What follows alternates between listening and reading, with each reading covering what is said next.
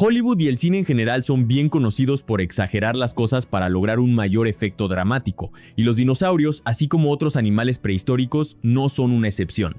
A lo largo de su historia en el cine, la gran mayoría han sido alterados de formas destinadas a hacerlos parecer más intimidantes de lo que realmente eran en vida. Por ejemplo, a veces se aumenta su tamaño de forma inexacta o se exagera su resistencia. Sin embargo, hay un dinosaurio que es una excepción a esta regla. A pesar de haber sido modificado en las películas, en realidad era incluso más aterrador en la vida real que en la gran pantalla. Se trata de un dinosaurio que fue uno de los primeros reyes del Jurásico y el animal más grande de su ecosistema durante su época de mayor esplendor. Este es el Dilophosaurus. A pesar de que solo alcanzó reconocimiento mundial tras el estreno de la icónica película Jurassic Park, el Dilophosaurus ha sido conocido por los paleontólogos durante más de 80 años. Los primeros restos fueron descubiertos en 1940, cuando 3 ejemplares de distintos tamaños fueron encontrados en la formación Kayenta del Jurásico temprano, en el norte de Arizona. El hallazgo fue notable porque incluía un individuo casi completo, lo que lo convirtió en uno de los terópodos mejor conservados conocidos en ese momento. Sin embargo, debido a que la paleontología aún no estaba muy desarrollada en aquel entonces, muchos nuevos terópodos fueron clasificados incorrectamente, incluido el Dilophosaurus. Inicialmente, los científicos creyeron que se trataba de una nueva especie de Megalosaurus, otro terópodo del Jurásico. Esta creencia de que era un Megalosaurus se mantuvo durante 2 décadas sin ser cuestionada. Eso cambió cuando se encontró otro ejemplar en la misma zona donde se hallaron los 3 primeros. Este nuevo fósil estaba en incluso mejor estado de conservación. El cráneo, en particular, estaba mucho más completo, y esto reveló la presencia de una cresta que anteriormente había pasado desapercibida. La cresta estaba ubicada a la derecha de la línea media del cráneo, lo que indicaba que en vida este dinosaurio tenía en realidad 2 crestas distintivas. Esto dejó claro que este terópodo no era un Megalosaurus. Por lo tanto, fue renombrado apropiadamente como Dilophosaurus, que significa lagarto de 2 crestas, y fue colocado en una nueva familia nombrada a partir de él, los Dilophosáuridos, que contiene solo otro miembro conocido, el Dracovenator. Este nuevo descubrimiento no solo fue importante por revelar la presencia de las crestas. El ejemplar más reciente de Dilophosaurus también resultó ser el individuo más grande jamás encontrado, y hasta el día de hoy sigue siendo el mayor conocido. Se cree que era un adulto completamente desarrollado que medía aproximadamente 7 metros de largo, desde el hocico hasta la cola, lo que equivale a unos 23 pies. Esto lo hacía aproximadamente de la misma longitud que un Ceratosaurus.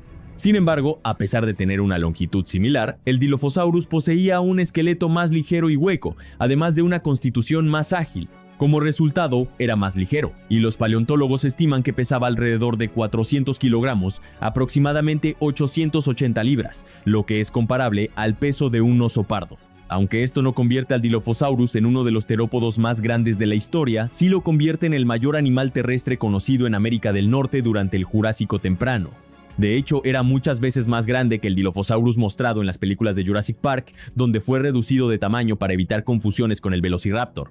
Desafortunadamente, esto ha llevado a muchas personas a creer que el Dilophosaurus era un depredador pequeño, cuando en realidad era el animal más grande de su ecosistema en su tiempo. Otro cambio peculiar introducido en la famosa franquicia fue la adición de un collar o volante en el cuello, posiblemente inspirado en el lagarto moderno conocido como lagarto de collar o lagarto frillado, que utiliza su distintivo despliegue para asustar y ahuyentar a diversos depredadores. Y aunque un volante de ese tipo sería ciertamente interesante, el verdadero Dilophosaurus probablemente no poseía uno. Sin embargo, sí tenía, como se mencionó antes, las 2 prominentes crestas que le ayudaban de diferentes maneras. Estas crestas relativamente grandes estaban formadas por huesos muy delgados que se extendían desde el hocico hasta detrás de las cuencas oculares. En vida, se cree que también habrían estado cubiertas por una capa de queratina, lo que significa que los paleontólogos no están completamente seguros de cuál era la forma exacta que tenían originalmente. En un principio se pensó que estas crestas podrían haber sido utilizadas para regular la temperatura corporal, debido a su tamaño y al ambiente cálido en el que vivía el Dilophosaurus. Sin embargo, actualmente la mayoría de los investigadores coincide en que su verdadera función probablemente estaba relacionada con el reconocimiento entre individuos o la selección sexual. Esto se debe a que las crestas parecen haber variado considerablemente en forma y tamaño entre diferentes individuos de Dilophosaurus. Durante un tiempo también se consideró la idea de que el Dilophosaurus utilizara sus crestas como un ariete contra presas o competidores, pero hoy en día esta hipótesis está ampliamente descartada. Las crestas eran extremadamente frágiles y no habrían soportado ese tipo de impacto. Aunque afortunadamente para este depredador del Jurásico su verdadero poder no estaba en sus crestas, sino en sus formidables mandíbulas. Además de sus crestas, el Dilophosaurus tenía una serie de otras características que le permitían enfrentarse tanto a presas como a competidores. Quizás su arma más importante eran sus feroces mandíbulas. La mandíbula, y por extensión el cráneo, eran proporcionalmente grandes para su cuerpo, llegando a representar en ocasiones alrededor del 10% de la longitud total del animal. Esto permitía suficiente espacio para albergar aproximadamente 30 dientes. Estos dientes eran largos, curvados, delgados y comprimidos lateralmente. Además, cada diente poseía numerosas serraciones. En algunos casos, más de 70 pequeñas serraciones se distribuían entre la parte frontal y posterior del diente. Estas serraciones permitían al Dilophosaurus cortar fácilmente la carne, provocando una rápida pérdida de sangre y una muerte rápida para los desafortunados animales que se convertían en su presa. Pero exactamente qué animales eran sus víctimas ha sido una cuestión debatida durante mucho tiempo. Una de las razones de este debate es una característica peculiar en su cráneo, una abertura o separación situada en la parte frontal del cráneo. Durante mucho tiempo, esta estructura llevó a los paleontólogos a pensar que el Dilophosaurus tenía un cráneo débil que podría fracturarse bajo altas presiones. Esto llevó a la idea de que era principalmente un carroñero, que utilizaba una mordida relativamente débil para diseccionar cuidadosamente cadáveres o que solo cazaba criaturas pequeñas dentro de su hábitat. La creencia de que el Dilophosaurus tenía una mordida débil también contribuyó a la posterior teoría de que podía ser un cazador especializado en peces. Otra evidencia que apoyaba esta hipótesis era la forma en que los dientes formaban una especie de roseta entrelazada en la parte frontal de las mandíbulas. Este patrón es similar al observado en algunos animales piscívoros modernos. Por ejemplo, el gavial, un cocodriliano actual que consume más peces que cualquier otro cocodrilo, presenta una estructura dental parecida. También se observan patrones similares en algunos reptiles marinos del pasado que se alimentaban de peces. Sin embargo, a pesar de estas aparentes evidencias, hoy en día la idea de que el Dilophosaurus fuera un especialista en peces y tuviera una mordida débil ha sido en gran parte descartada. Investigaciones más recientes han demostrado que la abertura en el cráneo que antes se consideraba una debilidad en realidad era inmóvil y extremadamente robusta en vida. Esto permitía al Dilophosaurus soportar fuerzas muy elevadas mientras sujetaba presas que luchaban por escapar. Su tamaño también es otro indicio importante. El Dilophosaurus era con diferencia el mayor depredador de su ecosistema en ese momento. Esto ha llevado a los paleontólogos a sospechar que su gran tamaño pudo haber evolucionado como una adaptación específica para cazar animales grandes. De hecho, existe evidencia bastante sólida de este comportamiento. Uno de los ejemplos proviene de un dinosaurio herbívoro que vivía en el mismo entorno. Este animal era aproximadamente la mitad del tamaño del Dilophosaurus. Al estudiar un ejemplar descubierto en 2018, los investigadores encontraron múltiples marcas de mordidas por todo el cuerpo. Estas marcas coincidían perfectamente con la forma y tamaño de los dientes del Dilophosaurus. Además, las marcas eran demasiado grandes para haber sido causadas por cualquier otro depredador conocido de la zona. Debido a que este herbívoro era uno de los animales más grandes de su ecosistema, los paleontólogos ahora creen que el Dilophosaurus era un experto en derribar presas grandes. Aún así, probablemente también habría aprovechado la oportunidad de capturar animales más pequeños o peces si se presentaba la ocasión. En otras palabras, prácticamente nada estaba a salvo de este depredador. Y su mordida no era su única arma peligrosa. El Dilophosaurus también poseía brazos poderosos que podían ser igual de mortales que sus mandíbulas. Los estudios sobre sus extremidades delanteras han demostrado que eran relativamente largas, pero también sorprendentemente fuertes. Esto se debía a la presencia de profundas cavidades en los huesos que permitían la inserción de músculos y ligamentos muy desarrollados. Además de su fuerza, los brazos eran altamente flexibles. Cada mano estaba equipada con 3 garras bien desarrolladas, siendo la primera considerablemente más grande que las otras 2. Estas garras, combinadas con su fuerza, permitían al Dilophosaurus utilizar sus brazos para impedir que las presas escaparan y causar aún más daño mediante movimientos de corte y desgarro. Esta es una razón más por la que habría sido extremadamente peligroso encontrarse con un Dilophosaurus durante el Jurásico temprano. Y, para desgracia de las criaturas que compartían su entorno, el arsenal de este depredador no terminaba en sus garras. También poseía otra forma muy eficaz de capturar presas.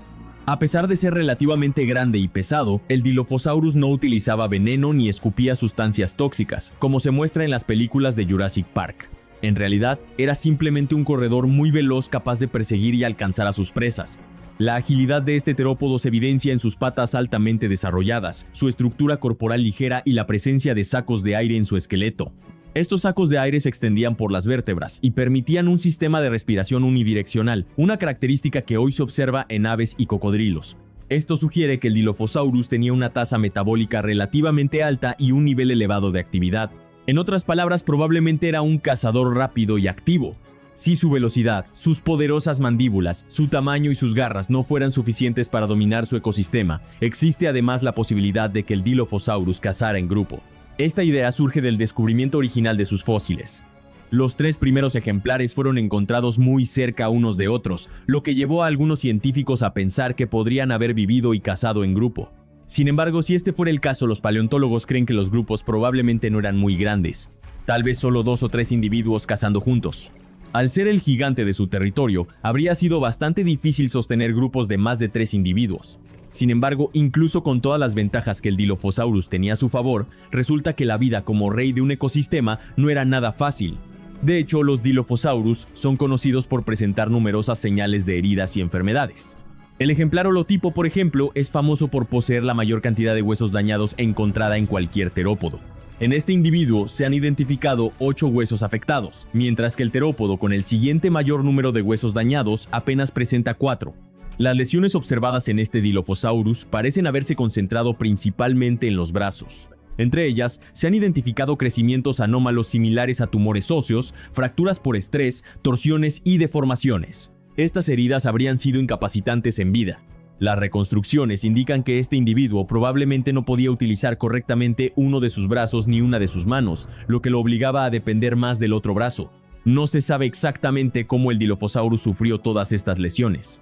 Algunos científicos sugieren que podrían haberse producido durante cacerías fallidas o enfrentamientos con otros depredadores o competidores.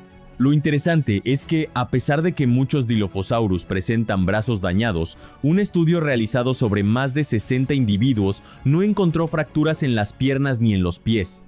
Esto confirma lo importantes que eran sus brazos como armas y herramientas. Además, los paleontólogos coinciden en que la gran cantidad de heridas observadas en los fósiles indica que este animal era extraordinariamente resistente. Probablemente tenía una tolerancia al dolor muy elevada. Esto no resulta tan sorprendente si tenemos en cuenta la época en la que vivía. La Tierra, en aquel tiempo, era un lugar extremadamente duro. Los fósiles indican que el Dilophosaurus vivió aproximadamente hace 183 millones de años, durante el Jurásico temprano, en lo que hoy conocemos como América del Norte. En ese momento todavía existía el supercontinente Pangea y el superocéano Pantalasa. El planeta aún se estaba recuperando del evento de extinción del Triásico-Jurásico, lo que significaba que la biodiversidad aún estaba en proceso de recuperarse. Por lo tanto, no había tanta vida como en épocas posteriores. El clima tampoco ayudaba demasiado. La Tierra era relativamente cálida, y el entorno en el que vivía el Dilophosaurus parece haber sido particularmente duro. Su hábitat estaba marcado por extremas estaciones secas, durante las cuales enormes dunas podían desplazarse dentro y fuera de su territorio. Sin embargo, durante esa época existía un gran lago prehistórico conocido como Lago Dixie. Este lago habría proporcionado una fuente crucial de agua y alimento durante los periodos de sequía extrema. También existían estaciones húmedas, en las que ríos y arroyos volvían a llenarse de agua. Durante esos periodos, el paisaje podía transformarse en ecosistemas parecidos a los oasis de los desiertos actuales. A pesar de lo duro del ambiente y de la relativamente reciente extinción masiva, el Dilophosaurus no estaba solo. Compartía su entorno con otros dinosaurios. Entre ellos se encontraba el ya mencionado Scuteliosaurus, además de otros como Megapnosaurus, Cayentator y Celidosaurus. También vivían allí numerosos animales que no eran dinosaurios. Entre ellos había tiburones y bodontes, peces óseos, peces pulmonados, lagartos y salamandras. Otros animales presentes en el ecosistema incluían reptiles primitivos como Prosalirus, Cayentachelis y varios cocodrilomorfos como Calzoyasuchus, Eopneumatosuchus, Cayentasuchus y Protosuchus. En el cielo volaban reptiles voladores conocidos como pterosaurios, entre ellos Ramphinion. También existían sinápsidos, parientes lejanos de los mamíferos, representados por especies como Dinebitodon, Cayentatherium y Oligokyphus. Incluso los primeros mamíferos primitivos ya habitaban estas tierras. Uno de ellos era el diminuto Dinetherium. Sin embargo, a pesar de la notable diversidad de vida en este ecosistema, ninguno de estos animales se acercaba al tamaño ni a la ferocidad del Dilophosaurus. Esto le permitía ocupar el lugar de depredador ápice indiscutible del Jurásico temprano en América del Norte. Y considerando que su verdadera historia es mucho más impresionante que la versión presentada en Hollywood, solo podemos esperar que algún día el Dilophosaurus sea mostrado en el cine tal como realmente fue. Pero el Dilophosaurus no es el único animal cuya imagen moderna es muy distinta de la realidad del pasado. La razón por la que inicié este canal fue, primero, porque me apasionan los dinosaurios, la paleontología y los animales extintos. Cuando se estrenó Jurassic World, obtuvimos una mirada al primer dinosaurio híbrido de la serie, el Indominus Rex, una mezcla de distintos animales y dinosaurios. Más tarde, en Reino Caído, apareció el segundo híbrido, el Indoraptor, una criatura digna de una película de terror. Combinaba un cuerpo más grande de lo habitual con una agilidad extrema, una garra en forma de hoz y unos brazos delgados, casi humanos, equipados con garras que dejarían en ridículo a Freddy Krueger. Y aunque era más pequeño que el Indominus Rex, esta combinación de características lo hacía incluso más inquietante. Ambas criaturas compartían similitudes, y no es casualidad, ya que el Indoraptor fue concebido como una mezcla entre el Indominus Rex y un Velociraptor. Pero lo más sorprendente es que no hace falta imaginarlo, porque la naturaleza ya creó algo muy parecido hace unos 150 millones de años, durante el Mesozoico. En ese momento surgió una familia de terópodos con un aspecto sorprendentemente similar al del Indoraptor, aunque en muchos aspectos eran incluso más extraños y posiblemente más mortales. Estos eran los megaraptores. Al igual que el Indoraptor, este grupo está envuelto en misterio debido a su escaso registro fósil. De hecho, los científicos aún no se ponen de acuerdo sobre su origen o su clasificación exacta. Sin embargo, hay algo indiscutible. Habrían sido los villanos perfectos de Jurassic Park. Su anatomía era una auténtica pesadilla. Lo que durante mucho tiempo se pensó que era una garra gigante en el pie, en realidad pertenecía a la mano. El primer ejemplar, descubierto en Argentina antes del cambio de siglo, llevó a los paleontólogos a creer que se trataba de un raptor gigantesco. Pero más adelante se descubrió que aquella enorme garra, de unos 30 centímetros de longitud, estaba en su primer dedo de la mano. Esto convertía al Megaraptor en uno de los depredadores con las garras más largas conocidas. Y con el tiempo, el descubrimiento de nuevos géneros reveló que estas armas eran aún más letales de lo que se pensaba. No solo poseían una gran garra, sino dos, ambas curvas, afiladas y extremadamente largas. Incluso se cree que en vida eran aún mayores, debido a una cubierta de queratina que podía aumentar su tamaño en más de un 30%. Aunque el tercer dedo no tenía garras tan gigantes, seguía siendo afilado y funcional. Pero lo realmente peligroso no era solo su tamaño, sino la potencia que había detrás. Sus brazos eran robustos, musculosos y muy flexibles, lo que les permitía mover estas armas con gran velocidad y precisión, utilizándolas tanto para cortar como para perforar. El resultado eran heridas devastadoras, y ni siquiera la muerte de la presa detenía el ataque. Se cree que utilizaban sus garras para desgarrar los cuerpos y acceder a las partes más difíciles, despedazando completamente a sus víctimas. Y aún así, esto no es todo. Para entender realmente lo aterradores que eran estos depredadores, hay que ir más allá y analizar cómo cazaban y qué tipo de presas eran capaces de enfrentarse.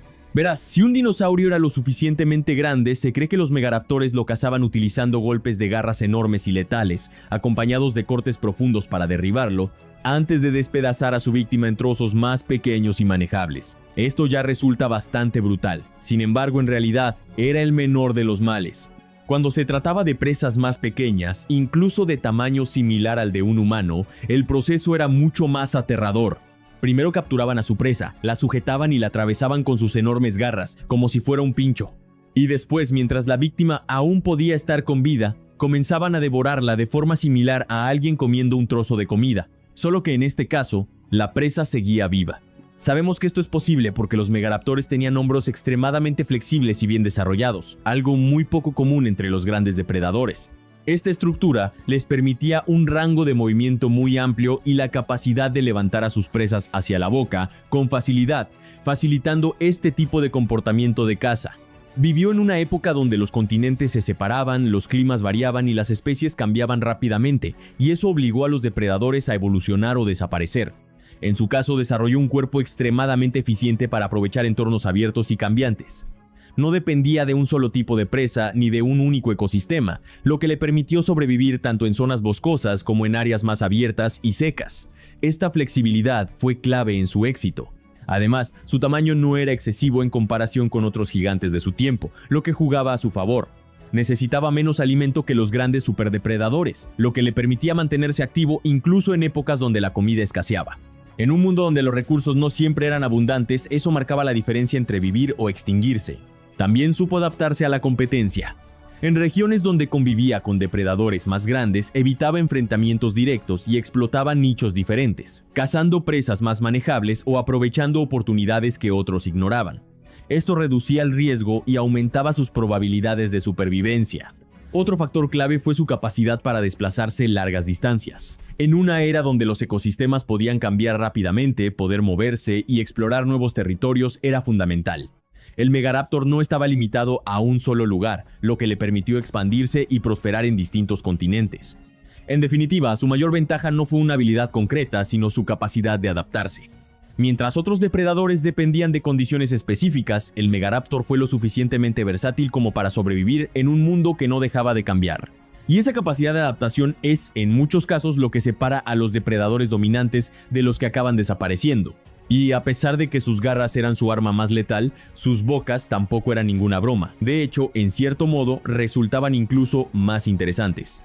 A diferencia de la mayoría de los depredadores, cuyos dientes suelen ser similares entre sí dentro de su grupo, los megaraptoranos presentaban una gran variedad. Cada uno parecía inspirarse en distintos tipos de dinosaurios. Por ejemplo, el Megaraptor tenía dientes frontales similares a los de los tiranosauroideos, con forma de cincel y una sección transversal en forma de D. Por otro lado, los dientes delanteros del Murusaptor eran sorprendentemente parecidos a colmillos. Y la cosa se volvía aún más extraña con especies como Australovenator y Orcoraptor, cuyos dientes recordaban a los de otros grandes depredadores, con caras frontales lisas y planas, mientras que la parte posterior era dentada y diseñada para cortar. Esta diversidad continuaba con Fukuiraptor, que poseía dientes comprimidos lateralmente y con forma de hoja, muy similares a los de los Carcharodontosaurios, conocidos por tener dientes parecidos a los de un tiburón. Lo más interesante es que los estudios indican que los megaraptores probablemente no tenían una mordida especialmente potente. Sin embargo, esto no suponía un problema, ya que sus dientes estaban perfectamente diseñados para cortar y desgarrar con eficiencia. Además, si tenemos en cuenta que sus brazos ya eran armas extremadamente letales, su capacidad para matar no dependía únicamente de la mordida. En este aspecto incluso podrían haber superado al Indoraptor. Aunque los dientes de este parecían aterradores, en realidad eran más pequeños y estaban diseñados para sujetar, no para desgarrar o perforar con eficacia. En cuanto al tamaño, las propias criaturas reales también superaban a su versión ficticia. Entre los megaraptores conocidos, uno de los más cercanos en tamaño al Indoraptor sería Aerosteon, un género argentino que alcanzaba aproximadamente 1 toneladas y unos 7,5 metros de longitud, prácticamente idéntico en dimensiones. Sin embargo, lo verdaderamente impresionante es que este tamaño se considera medio dentro de su familia. De hecho, muchos megaraptores eran aún más grandes. Géneros como Orcoraptor, Megaraptor o Tratayenia superaban los 8 metros de longitud, convirtiéndose en algunos de los principales depredadores de sus ecosistemas. Algunos incluso alcanzaron niveles aún más extremos. El mayor terópodo conocido de Australia, por ejemplo, pertenece a este grupo, lo que encaja perfectamente con la reputación de un continente famoso por su fauna peligrosa. Pero el auténtico gigante no se encontraba en Australia. Para encontrarlo, habría que viajar al Cretácico tardío de Argentina. Allí vivía Maip, un nombre que puede sonar poco intimidante, pero que no hace justicia a la criatura. Maip no solo era el miembro más grande de su familia, sino uno de los grandes depredadores de su tiempo. Se estima que podía alcanzar hasta 10 metros de longitud, superando incluso a muchos ejemplares conocidos de Allosaurus. A ese tamaño, era probablemente el depredador dominante de su entorno, capaz de enfrentarse a una gran variedad de herbívoros como anquilosaurios, hadrosaurios y ornitópodos. Incluso se cree que podría haber cazado titanosaurios, utilizando sus enormes garras para sujetarlos y desgarrarlos, mientras su mandíbula añadía daño adicional. Aunque no se han encontrado garras completas de Maip, los investigadores estiman, basándose en sus parientes cercanos, que podían superar los 5 centímetros de longitud. Esto lo convertiría en uno de los depredadores con las garras más grandes jamás conocidas. Y este carácter letal se refleja incluso en su nombre. Aunque no suena especialmente amenazante en inglés, Maip proviene de una figura mitológica que representa una entidad asociada a la muerte, una sombra que mata con un viento helado. Imagínate atravesando un claro en el bosque y encontrándote con uno de estos animales. Sería impactante, sí, pero lo que realmente te helaría la sangre sería verlo empezar a correr. En el momento en que levantara el pie te darías cuenta de algo aterrador. Era mucho más rápido de lo que debería ser. Y hay una razón para ello. Muchos dinosaurios tenían huesos neumatizados, es decir, llenos de cavidades de aire. Pero en el Megaraptor, esta característica se llevó al extremo. Tanto que solo otro terópodo conocido, el Neovenator, se le acerca en ese aspecto. Lo más sorprendente es que prácticamente todo su esqueleto presentaba esta adaptación, especialmente el ilión, las vértebras y las costillas, lo que hacía que su cuerpo fuera increíblemente ligero para su tamaño. Para ponerlo en perspectiva, un Megaraptor rondaba la tonelada de peso, mientras que un Allosaurus de tamaño similar podía ser hasta un 50% más pesado. Y en algunos casos, esta diferencia era aún más extrema. Algunos miembros del grupo, como Australovenator, apenas superaban los 300 kilos a pesar de medir más de 6 metros. Esto ha llevado a muchos paleontólogos a describirlos como los guepardos de su época. Esta ligereza los convertía en depredadores increíblemente ágiles y rápidos. Eran capaces de moverse con precisión, perseguir presas más pequeñas e incluso organizar emboscadas. Además, sus patas eran relativamente delgadas y estaban diseñadas para correr, lo que reforzaba aún más su capacidad de persecución. Pero esta eficacia también tenía un lado oscuro. Los fósiles han revelado evidencias de conflictos entre ellos. Un ejemplo claro es el de un Murusaptor encontrado con el cráneo gravemente infectado, probablemente debido a mordeduras de otro individuo de su misma especie. Las heridas coincidían con la forma de sus propios dientes, lo que indica enfrentamientos directos entre rivales. La infección fue tan severa que los investigadores estiman que tenía más de un 50% de probabilidad de haber muerto a causa de esas heridas. Esta agresividad, combinada con su diseño corporal, permitió a los megaraptores expandirse por gran parte del planeta. Sus fósiles se han encontrado en Asia, Australia y Sudamérica, con países como Argentina, Australia, Tailandia y Japón como puntos clave de su presencia. Si quisieras evitar encontrarte con uno de estos depredadores, lo peor que podrías hacer sería acercarte a zonas húmedas. Los megaraptores solían habitar áreas cercanas al agua, como riberas y costas, donde la presencia de presas era mayor. Incluso se ha planteado la posibilidad de que algunos cazaran animales semiacuáticos como cocodrilos, tortugas o grandes peces. Durante un tiempo, se pensó que podían cazar directamente en el agua, utilizando sus garras como si fueran arpones. Sin embargo, hoy en día esta idea se considera poco probable. La evidencia apunta a que eran principalmente cazadores terrestres, y en muchos casos, los depredadores dominantes de su entorno. Aún así, no siempre estaban en la cima. En Sudamérica, compartieron territorio con los Carcharodontosaurios, depredadores aún más grandes y especializados en presas de gran tamaño. En esta competencia, los megaraptores jugaron a su favor con su velocidad y agilidad, evitando enfrentamientos directos siempre que era posible. Curiosamente, a pesar de ser rivales, ambos grupos compartían ciertas similitudes en la estructura cerebral, lo que ha llevado a pensar que podrían haber tenido niveles de inteligencia comparables. Y aunque los carcharodontosaurios no destacan especialmente por su inteligencia, se les ha comparado con cocodrilos, animales que, aunque subestimados, pueden ser sorprendentemente astutos, capaces de coordinarse, tender emboscadas e incluso utilizar estrategias para capturar a sus presas. Así que, si alguna de estas características se compartía con los carcharodontosaurios, los herbívoros que convivían con los megaraptores lo tenían realmente complicado. La sorpresa habría sido tan brutal como letal. A pesar de ciertas similitudes y de su aparente cercanía evolutiva, hoy en día se cree que los megaraptores no forman parte de los carcharodontosaurios. Y lo más inquietante es que en realidad nadie sabe con certeza qué eran exactamente estos enigmáticos depredadores. Sí, tienen su propia familia, pero su lugar exacto dentro del árbol evolutivo sigue siendo un misterio. En un principio, los paleontólogos pensaron que eran raptores gigantes. Sin embargo, esta idea fue descartada al descubrir que no tenían las características típicas de ese grupo. Más tarde se propuso que podían estar relacionados con los neovenatóridos, debido a la estructura de sus huesos, pero esta teoría tampoco se sostuvo. Actualmente existen dos grandes hipótesis. Una sugiere que podrían ser tiranosauroideos, es decir, parientes lejanos de los tiranosaurios. La otra plantea que pertenecen a una línea distinta dentro de los grandes terópodos, aunque sin una clasificación clara. En cualquier caso, su origen sigue siendo incierto. Lo mismo ocurre con su procedencia geográfica. La teoría más aceptada indica que surgieron en Asia a finales del Jurásico. Desde allí, se expandieron hacia Australia durante el Cretácico temprano y más tarde llegaron a Sudamérica, probablemente a través de la Antártida. Fueron, en esencia, grandes exploradores, además de depredadores extremadamente eficaces.